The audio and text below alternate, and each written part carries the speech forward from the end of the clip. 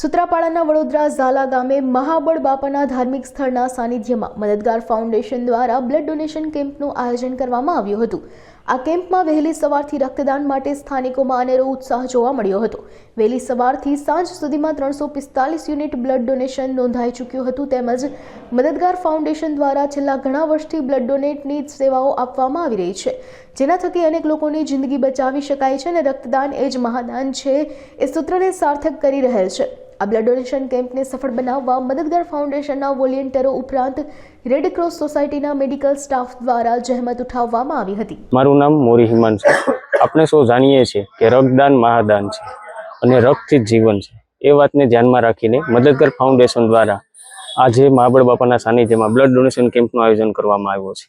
એ કેમ્પમાં સવારના 8 વાગ્યાનું કેમ્પ ચાલુ થઈ ગયું છે અને કેમ્પ કર્યા બાદ છેલ્લા 7 વર્ષથી હેલ્પલાઇન ચલાવવામાં આવે છે। જે હેલ્પલાઇન નંબર ચલાવવામાં આવે છે તે હેલ્પલાઇન દ્વારા જે જરૂરિયાતમંદો હોય તે બધા લોકોને બ્લડ પૂરું પાડવામાં આવે છે।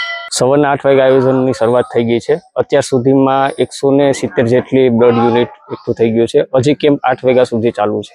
તો જે લોકોને જરૂરિયાતમંદ હોય એના માટે બધા કાર્યકર્તાઓ સવારના જે સેવા કરે છે અને જરૂરિયાત બધાને પૂરી પડી રહે એ માટે મહેનત કરે છે।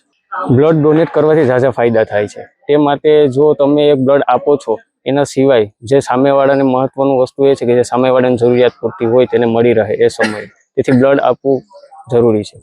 મારું નામ મોરી જયેશ કુમાર દિલીપભાઈ। આજે સુત્રાપાડા તાલુકાના વડોદરા ઝાલા ગામની અંદર મહાબળ બાપાના સાનિધ્યની અંદર મદદગાર ફાઉન્ડેશન દ્વારા એક બ્લડ ડોનેશન કેમ્પનું આયોજન કરવામાં આવેલું છે।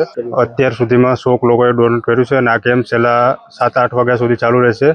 મદદગાર ફાઉન્ડેશન છે એ છેલ્લા 7 વર્ષથી આ વિસ્તારની અંદર ગીર સોમનાથ જિલ્લાની અંદર જરૂરિયાત જે ગરીબ દર્દી છે તેને તાત્કાલિક હેલ્પ કરવા માટે કટિબદ્ધ છે।